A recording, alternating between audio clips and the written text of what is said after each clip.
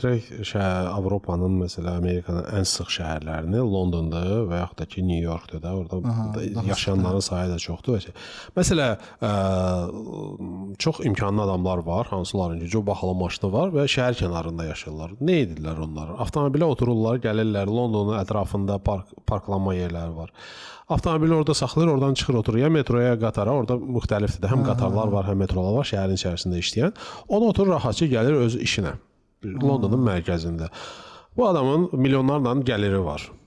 Yəni o ictimai nəqliyyata oturmaq onun üçün normal bir şey sayılır. Hətta bir məqalə oxumuşdum ki, təsəvvür eləyin ki, Londonda işləyənlər, məsələ, Fransanın şimalında yaşayırlar. Orada yer, binalar, evlər çox ucuzdur qəsəbələrdə.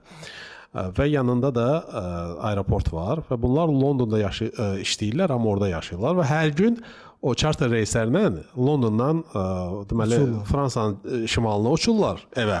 Səhər də geriyə uçurlar. Bilet çox ucuzdur. Yəni ki, avtobus bileti qədər qiyməti var da. Yəni ki, o Avropada elə low cost avia reyslər olur.